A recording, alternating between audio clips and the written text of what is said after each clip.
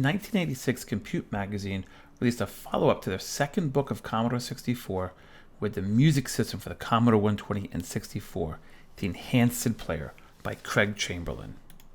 Their previous book included a music editor that was really powerful, but it was written in BASIC and was extremely slow. In this book, the editor was rewritten completely in machine language and is really fast. People around the world created music with this editor, and then shared these files all across the world through bulletin board systems and online services like QuantumLink. There's a website called the Compute Gazette Sid Collection. They store a collection with more than 16,500 music files. So if you're curious, there's a ton of music out there that uses this format that you can play with. On the disk that came with the book, there's a file called sid.obj.64. This is the machine language code for just the player portion. There's a chapter in the book that demonstrates how to take that machine language and integrate it into your own basic software. But I wanted to look at the source code to the machine language to truly understand how these SID music players work.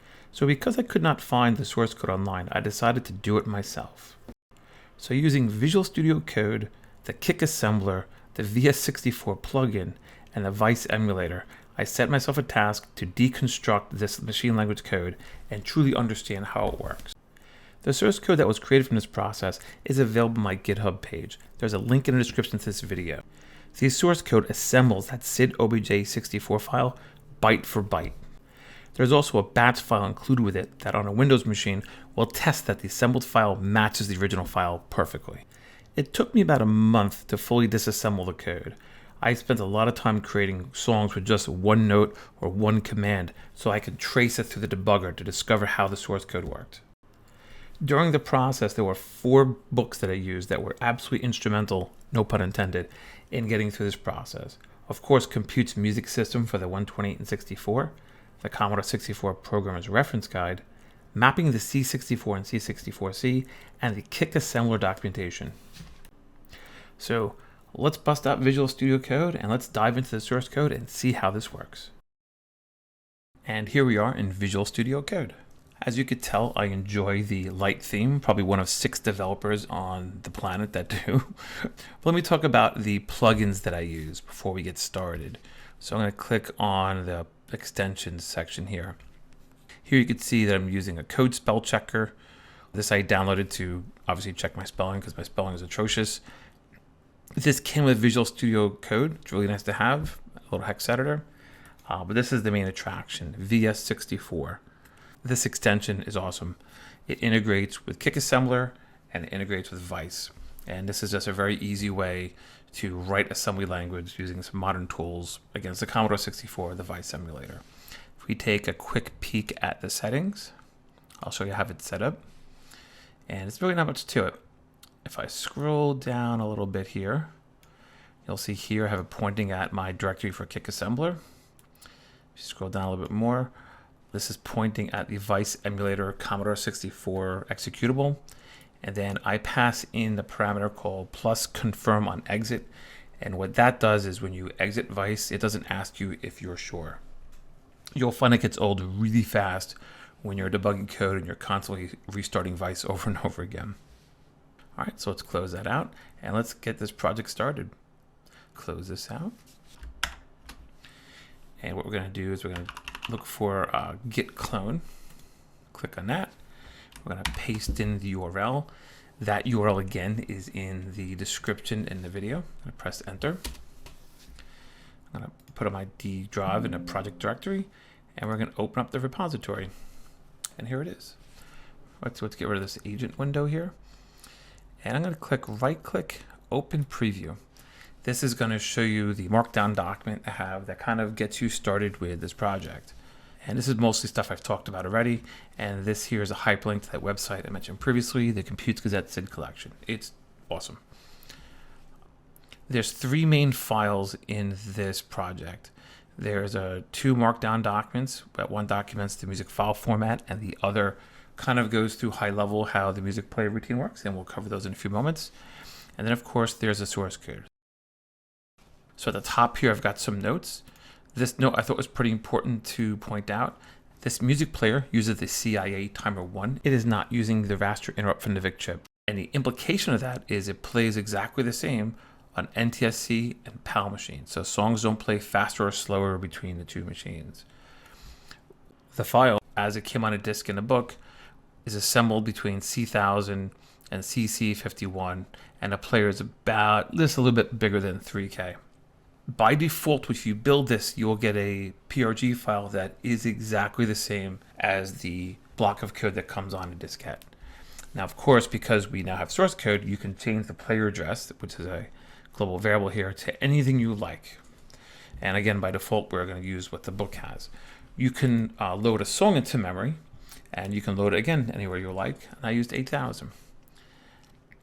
So let's play a demo song with this. So we're going to change this to true.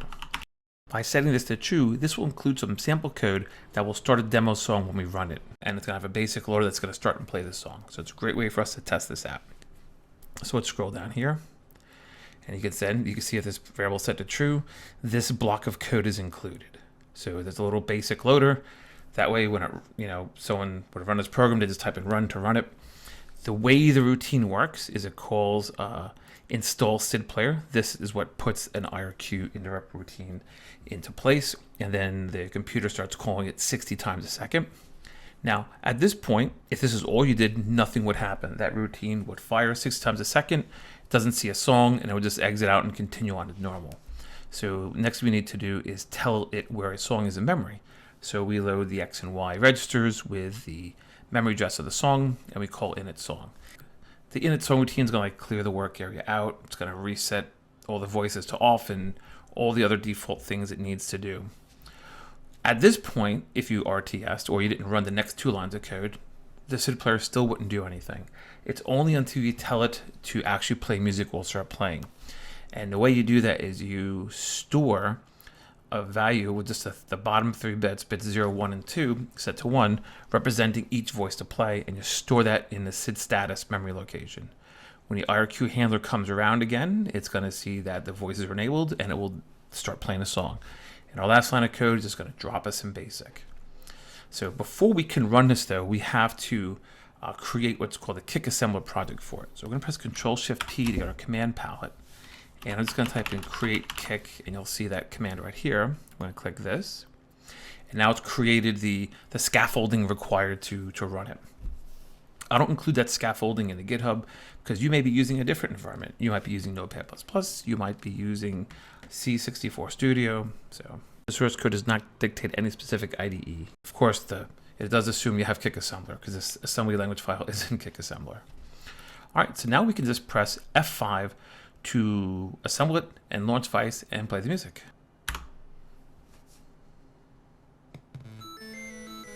And now the music is playing.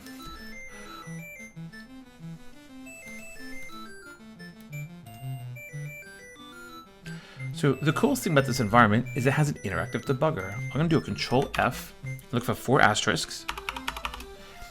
This is a piece of code that I know is pretty important when debugging or analyzing the source code here. If I put a breakpoint right here, it's going to freeze the emulator, and we can actually look at the code line by line in real time and see what's happening. So if I open up, for example, this registers and flags windows, this is the most common ones that I like to look at. Every time you press F10 to go to the next line, you can see the you can see the registers and the flags that changed since the last command ran. You can see here that the 0 flag was set, the accumulator was loaded with a 0, and the program counter moved 1. If I do a branch, you'll notice that those 2 flags have not changed since the previous instruction, but the program counter did. And again, if you hit F10, here you can see that the negative was set, the 0 flag was set, or unset rather, and the accumulator was loaded with a new value.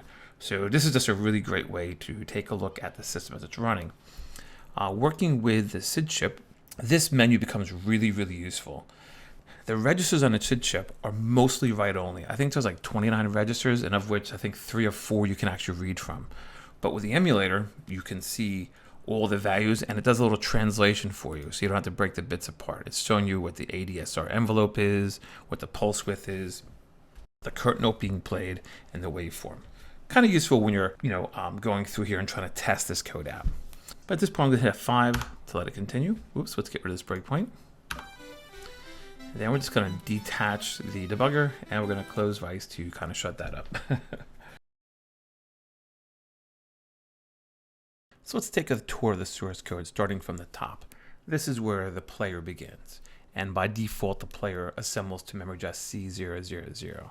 And of course, we can change it to anything we want now just by changing the value that's here.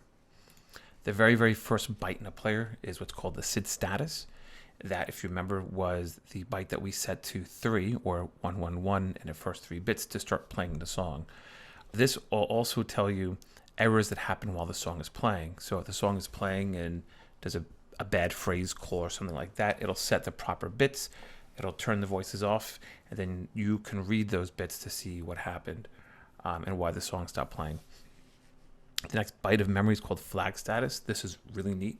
This is one way to interact with the music while it's playing with your program. There's a command called flag, FLG, and you can insert this into your music and put a number between 0 and 255. Then your program can pull that memory address, and when it sees certain values, it can react to it. Maybe it'll start an animation or change some colors or something like that.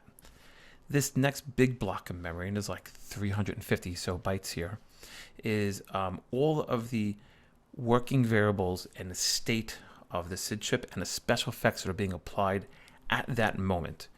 And some of these that have 3 bytes, actually a good chunk of them do. This means that there's a value per voice. All right. Some of these are just mirrors of the SID chip registers. And when the IRQ hits, if a note is playing, they're just copied straight into the control registers. And some of them are just variables or countdowns and just all sorts of things for what's happening while the music is playing. So once you get past all of these, and there's a lot of them, you have this tiny little block of memory where some 0-page variables are preserved. And they're preserved when the IRQ handler hits. So again, 60 times a second, the IRQ handler hits. It's going to take these 0-page memory addresses, put them aside. It's going to copy them here. It's going to run through its routine. Then it's going to restore it. So it should be compatible with any machine language that you write that uses those 0-page addresses. We'll talk about the CIA timer values a little bit later. This is the user-defined auxiliary routine. This is another interesting way that you can interact with a music player with your program. You can set this to a memory address of your own routine, and what will happen is when an AUX command is hit in your song, and again, you could put a value between 0 and 255, it will call this routine. Of course, by default, it does RTS and does nothing, but if it called your routine, you could react to it in real time. And just like flag, the accumulator has the value between 0 and 255, and what I didn't mention earlier was the X register will have the voice that it's playing on, 0 being voice 1, etc. Following that are a bunch of lookup tables, and these have all sorts of values that are important for the player to look up values while it's working. And you can see some of my awesome spelling mistakes here. That's okay. This is a frequency lookup, so it can look up notes, and all the frequencies are in octave 7, and it actually works by counting down to octaves to get to the note that it wants, and we'll take a look at that in a little bit. And these are the remainder of the lookup tables. The very first thing your program needs to do before it can use the SID player is it needs to install the SID player IRQ handler. And this routine is pretty straightforward. It first starts off by loading a 0 and storing it into SID status. This ensures that when the IRQ handler runs, it doesn't start playing whatever garbage is in memory. The next thing we do is we load into the X and Y index registers the value needed for the CIA timer 1 to run at 60 times a second. It will then check to see if it's a PAL machine, and if it's a PAL machine, it'll use the different values instead. It then stores it into a work area. The reason why that it does this is that there are commands in the music player that can adjust the length of one jiffy. So instead of being 1/60th of a second, you can make it longer or shorter. The next thing it does is it takes the existing value in 0314 and 0315 and it puts that aside. That is the address of the original interrupt handler, which is usually the kernel. And the reason why it does that is when the interrupt handler is finished, it passes control to the old one. So it effectively chains the interrupt handler to another one. And then the last piece here is it sets the interrupt disable bit on a CPU. This way interrupts can't run. And then we load the memory address of our interrupt handler into 03114 and 0315. Then we clear the interrupt disable, and now our interrupt handler is installed. And at this point, every time it hits 60 times a second, because all voices are off, it doesn't do anything, and then it passes control to the address that was stored, data old IRQH. So this routine is called Init song. And what it's going to do is it's going to take the memory address of the song that's loaded into memory and prepare the player to play it. This routine does clobber about 5 addresses in zero page, addresses hex 61 through 65. On the input side, you'll be passing the memory address of the song via the X and Y index registers. And at the end of the routine, it will return via the X and Y index registers the memory address of the description of the song. So when a routine starts, it of course loads a 0 into SID status to make sure all the voices are off. It then transfers the memory address of the song into zero page at addresses 61, 62. This block of code sets zeros to the entire work memory of the song. And then when we get down here, this section resets the global cutoff frequency to 0 and then sets some default values in the work memory area. Now this little section is pretty interesting. If you look at how the CIA timer works, right, when you turn your Commodore 64 on, this number counts down 1 every clock cycle until it hits 0 and then resets back to that number. And it does that 60 times a second. The number that it counts down from depends upon whether you're a PAL or an NTSC machine. So in NTSC, for example, the CPU runs slightly faster than megahertz. It's like 1,022,720 cycles per second. If you divide that by 60 to get how many cycles, every 60 seconds, you get the number 17,045. So in NTSC, that number is 17,045, meaning every cycle of the CPU, it counts down from that timer. On a PAL machine, it's a little bit lower. The CPU runs at just under a megahertz at 985,248 cycles per second. You divide that by 60, you get 16,420. And the reason why it cares about that is there's some music commands that can offset the timer to be run a little faster or a little slower. So that value is copied into the work CAA timer A memory. Every time the IRQ handler hits, it writes that new value into the latch of the CAA timer. So the next time the timer restarts, it goes to the new adjusted time. There's a maximum modulation that's set to 255. Let me move this up a little bit here. This section just sets up some default values for some of the work variables. And then this section is going to write some default values right out to the SID registers through the zero page addresses at 63 and 64.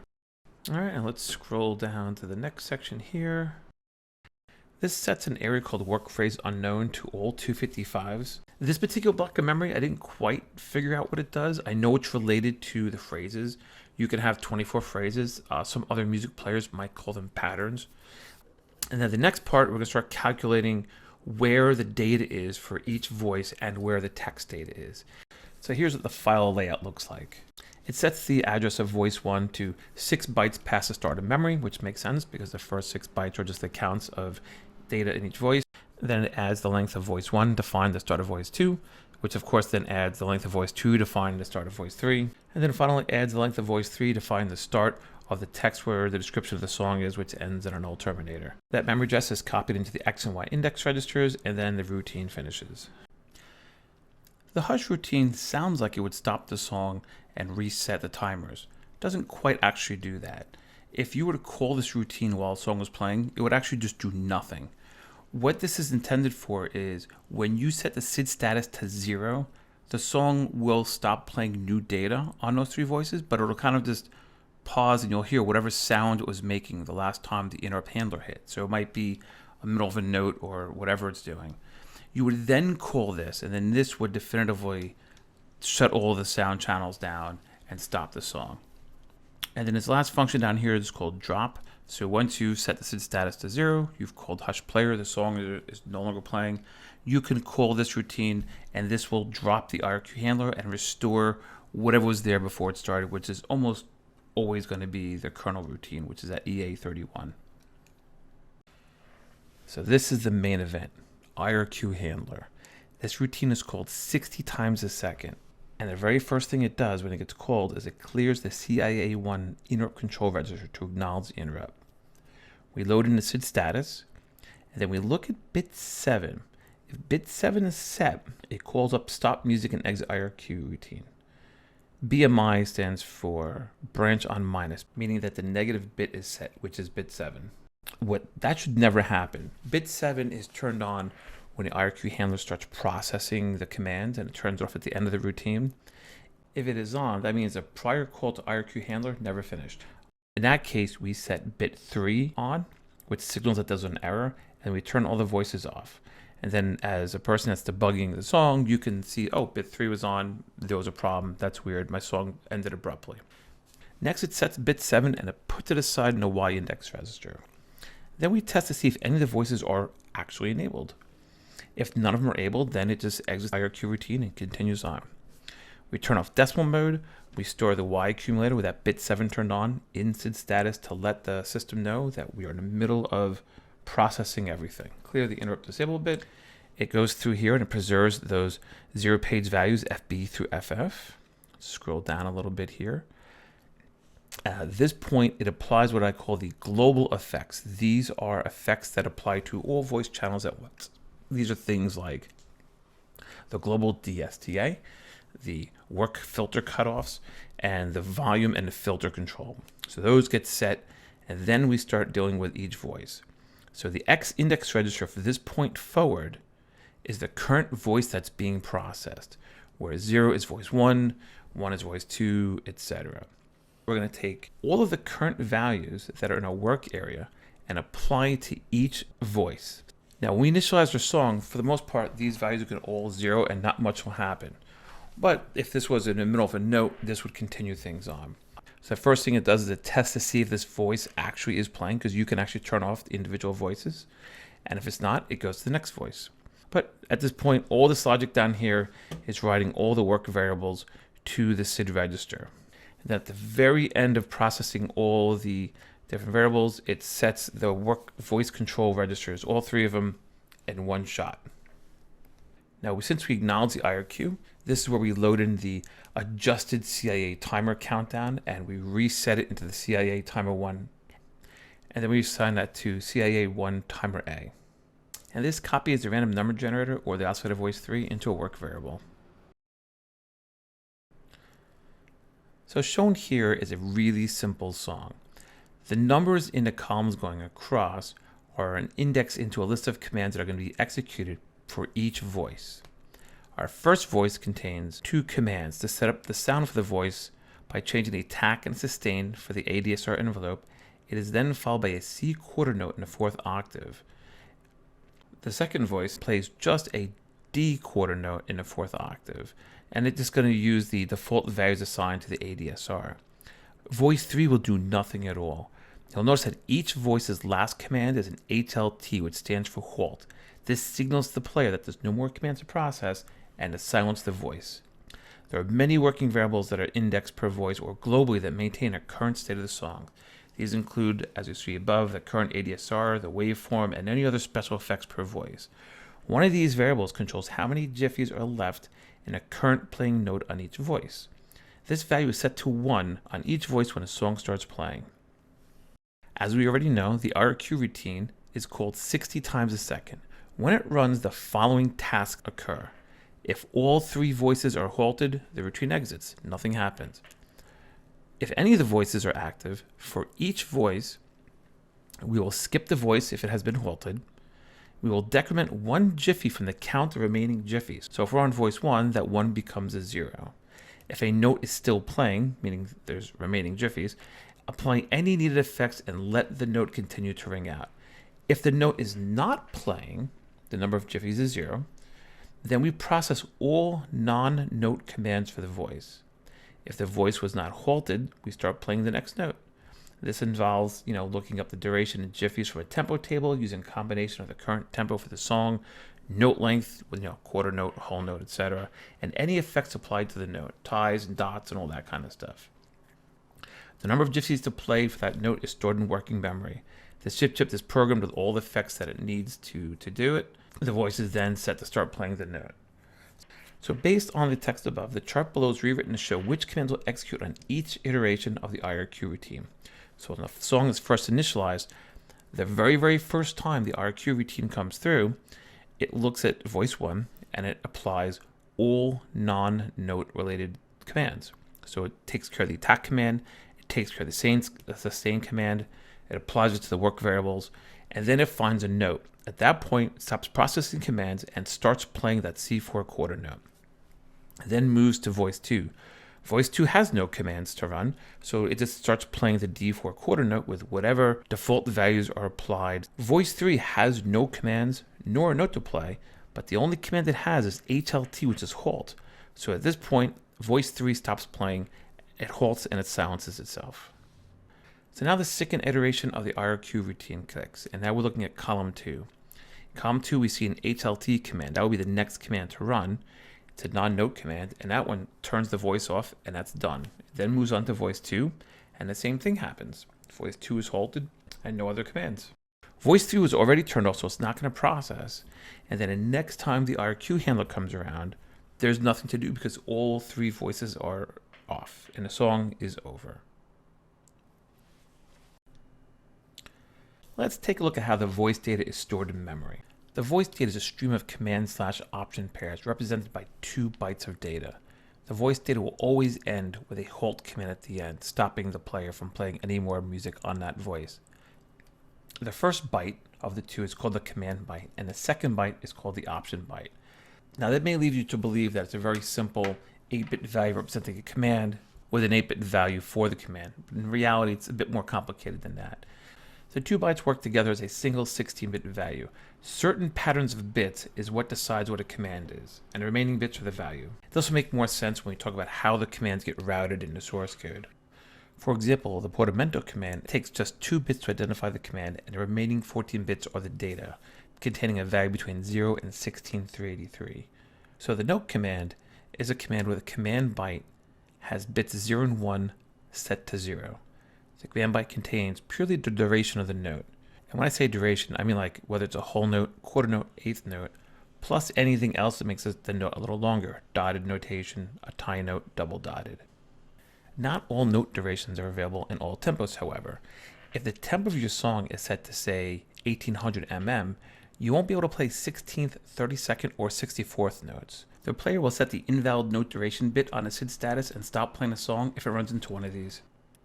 The option byte for notes is pretty straightforward. It contains bits for the note to be played, which is either a rest or a note from C through B, what octave it's on, and the octave is actually stored E-ORed, exclusive ORed rather, where all the bits are toggled, which is kind of interesting. And then the last 2 bits are the accidental, if it's a normal or sharp or a flat. Aside from the note command, there are 50 commands organized into 10 groups. Commands are identified in this table by where you see the positions of 0s and 1s. Where you see lowercase b's, those combine into a value, usually a byte. In the case of tempo, for example, there are 8 b's and an option byte. With 8 bits, you can use a value between 0 and 255. Other commands like the volume command, there are 2 bits in the command byte and the combination of the 4 lower bits in the option byte that are used to identify that command. Instead of lowercase b's, however, there are lowercase a's to signify that there's a 4-bit value that can be used for that command, giving us the numbers between 0 and 15. The lowercase a signifies that the value will be found in the accumulator by the time the command is routed to the volume routine. Lowercase n signifies that the bits are completely ignored for that command, and a lowercase c signifies that the value will be in the carry status register of the CPU by the time the command is routed to its routine. So let's see how music commands get routed to the routines that handle them. So let's load up the SID editor and take a look at the first command of this Commodore music file.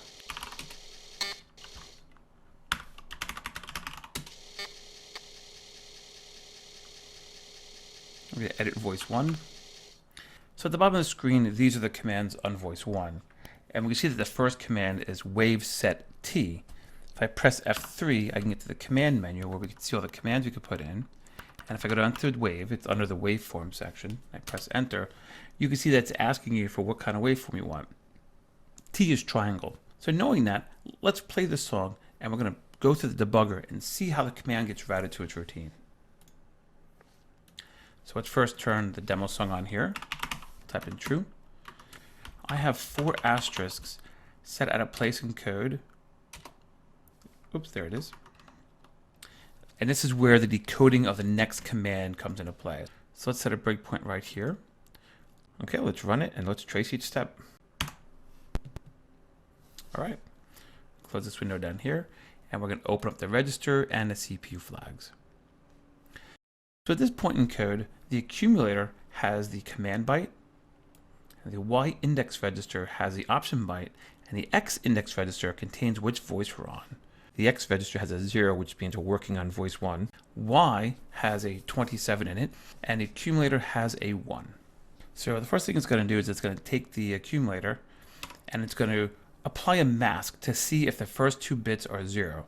If it was 0, 0, it would be a note. Because this is not a note, it's going to B&E to process command loop. So we're going to press F11 to trace into that. And here we are. And now this is going to call JSR route command.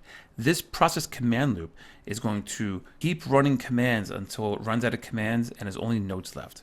So we're going to press F11 to go to the route command function. So what it's going to do is it's going to transfer the option byte into the accumulator and push it onto the stack. It will then reload from 0 page the value 1 back into the accumulator. What's going to happen now is it's going to do a logical shift right of the accumulator. This will move the least significant bit into the carry status flag, and a 0 will be filled in on the leftmost bit. And then branches based on carry set or carry clear are performed to route us to the routine. Oops, let me move this window down so we can see all of the status flags. There we go.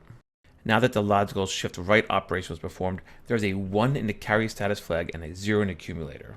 Is the carry 0? No, it's not. So I'll skip that. The carry flag is 1. You'll notice that I labeled these labels with a bit pattern that it's discovered so far. So RC stands for route command, and the bit that we know for sure is a 1 is bit 0. So we're going to press F10, it's going to jump over to here. So now we're going to perform another logical shift right, and this time this will move a 0 into the carry flag.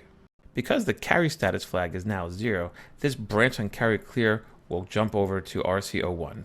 This routine handles any command byte that ends in a bit pattern of 0, 1. We are now going to pull the option byte off of this stack, and we're going to start routing on the bits in the option byte. So we logical shift right, the carry is set, we branch down to here, and then we branch again here. Sometimes you'll see double jumps like that because the jump is more than 127 bytes away. All right, we'll perform another logical shift right. That is also set, so we're going to jump down to 1, 1. RO stands for route option, meaning that we're routing on the option byte now. This should make the code hopefully easier to read as you trace through it. Okay, so let's shift another bit over. The carry flag is still set, so we're not going to do that one. We're going to jump to 1, 1, 1. Now we're going to shift right again. And now the carry has a 0 in it. It's not set, so it's going to skip that. So we perform another logical shift right, leaving a 0 in the carry flag. And because the carry flag is not set, instead of branching, it's going to go right into the command routine for the waveform set. So on our journey to this routine, we logical shift righted 5 times, leaving the accumulator with the waveform that we want to set.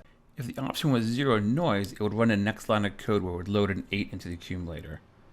As you can see in the comments, it then moves those bits to bits 4 to 7, and then it combines with the current work voice 1 control register, because there's actually 2 values in that register, and then it stores it. That RTS would go back into the command processing loop, where it would look for the next command to process, and it would keep doing so, and then when it doesn't find one, it would find a note and it would start playing it. So the source code for this assembly can be found on my GitHub page. The link is in the description to this video. This disassembly took me about 5 or 6 weeks to complete. Up until I completed this project, I had little to no experience or knowledge of how the SID chip or music routines worked on a 64. This means that there are quite a few gaps in knowledge in the source code and the documentation that I would love to fill in, but I just do not have the expertise or depth of knowledge with the SID chip to write it. Any contributions to the source code or documentation will be greatly appreciated. If you're not familiar with or comfortable with how Git works, feel free to email me any changes you think should be made. My email address is easily found on my channel page. However, just please don't send enhancements or fixes to the actual SID player. The primary goal of this disassembly is to provide a source code of the SID player routine that was distributed with the book as is. Thanks to everyone who's been watching these videos. I'm pretty sure that this video will be the one that sends me over the 10,000 subscriber mark. I really didn't think there were that many people out there that enjoyed this very niche hobby. Thank you guys again so much for watching. I can't wait for you to see what I have cooking up next. Take care, everyone.